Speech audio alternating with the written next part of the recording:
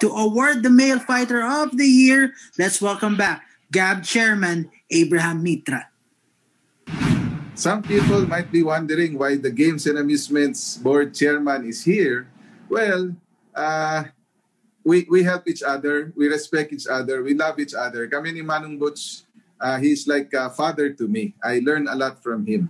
Anyway, moving forward for the Male Fighter of the Year, thank you again, Nisi and Santino, for giving me this honor. We all know that all our athletes have sacrificed so much in this pandemic. They had to train on their own, virtual, in hopes of giving honor to our country and earning, of course, for their families. Definitely, it's a unique year that will be remembered in history books. But there's one athlete who has defied what martial arts is all about. And he succeeded in holding 36 golds in the kata realm. It is my pleasure to present the Hit List Male Athlete of the Year to karateka James Delos Santos. And to all our martial artists, thank you for making our country proud. Again, thank you very much and a pleasant day, and we look forward to 2021. Patuloy tayong mag-ingat. Let's not keep our guards down. It's nice to be safe than sorry. Keep it up, 2021. Gigil ang tao sa sports, kaya pag nag-resume yan, mas lalong masigla. Thank you very much. Pleasant day, everyone. Big congratulations to the Hit List 2020 Year and Awards Male Fighter of the Year, James Delos Santos. Incredible year for him. 36 championships sa IKATA.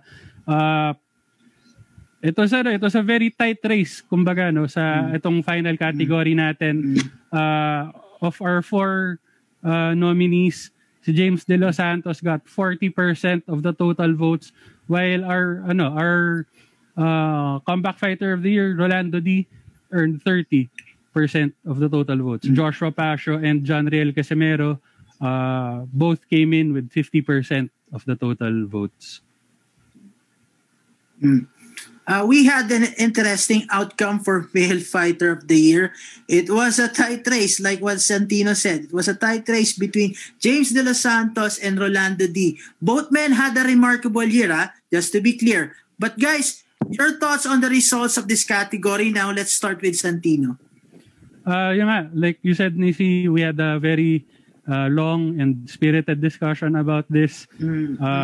We had our own personal picks, we had our own votes, but I think it came down to an overwhelming show of support from the fans, no?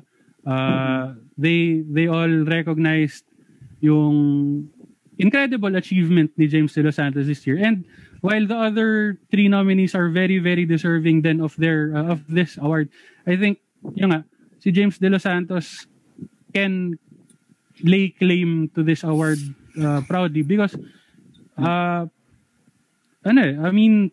unparalleled yung 36 championships sa IKATA. I think now, you said heading into Christmas, he was the number 1 in the world. Yes, number 1. Ako personally, I voted for John Riel Casimero. I think he had a very good 2020. But looking at everything, looking at the bigger picture, looking at kumbaga yung list of achievements this year, I think James De Los Santos also deserves a victory. Now let's head over to Jason Tulio. Jason, your take on the matter. Okay, so like Santino, I also would have gone for John Riel Casimero myself. I think he had a great 2020, but I think 2020 is a time of, as we all know, online events. We're having this discussion now, not in a studio, but from our own homes. And that is when events like IKATA can have a chance to shine. And I commend you guys for shining a light on these combat sports that are possibly out of the realm of most fans. But the noteworthy achievement there. 36 gold medals, number one in the world in quite a unique event, Ikata. And make no mistake, it requires a lot of discipline, requires a lot of hard work to be good at that kind of thing. So honestly, you can pick any one of these four, and I don't think it can be disputed that heavily. So yeah, congratulations to James. Well done. Robert. Just like what Santino and Jason said, I agree with them as well. Kasi what James did and 36, sobrang hirap gawin nun.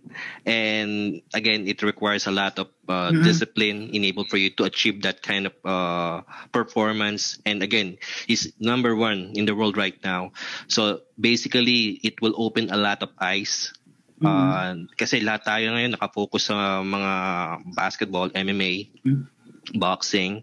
So ngayon makikilala na ng mga tao na mayroon pala tayong Ikata world champion or number one in the world right now who just bagged 36 gold medals. So that's basically very impressive, and that for me, that's why he's very deserving for this award as well. Ngayon gusto ko lang unahin si Jason dito kasi Jason is a jiu-jitsu practitioner. Well, lifelong martial artist. Jason, do you believe that with Delos Santos being the number one kata athlete in the world and bagging a total of 36 international gold medals, it raises the level of respect and awareness when it comes to the bracket of forms, especially some neglect or look down on this aspect of competitive martial arts?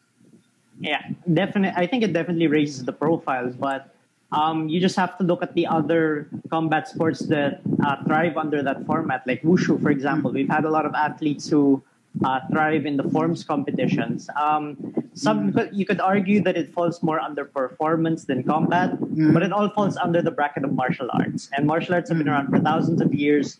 And in karate's case, kata has long been a part of that, and it certainly deserves its respect. And make no mistake, it's hard work. I mean, you can't just punch the air and think you're going to be successful at that event. So I completely agree with you. I think this raises the profile, raises the awareness. And yeah, it's good for these athletes, good for the competitors.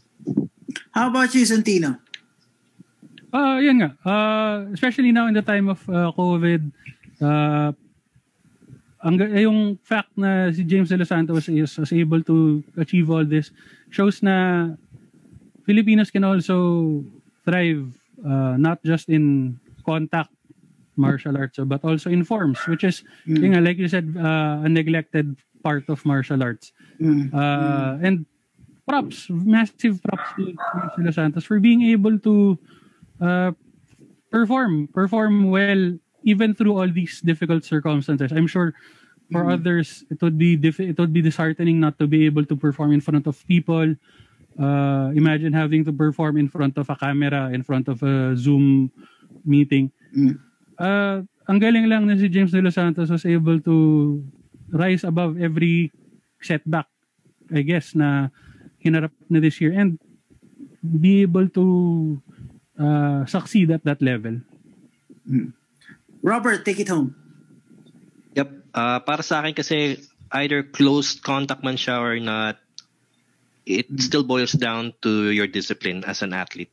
So for you to be successful sa sport, discipline is still a big factor na magdadala sa'yo sa tuktok. And that's what James have for me right now. So bagging 36 gold medals, it only shows how disciplined he is or how focused he is in winning. And again, he's the number one ranked athlete right now sa kata. So that says a lot about James Delos Santos. That's why for me, winning the award, again, going back, winning the award is definitely a unanimous choice. Palong-palo, para nasa baka sa mukha ha. Silipin at sulitin ang galaw at ang baraha. Ingat sa binabangga baka masagasa. Marami nakaharang makitid ang daan. Tahimik lang tahimik at mainit ang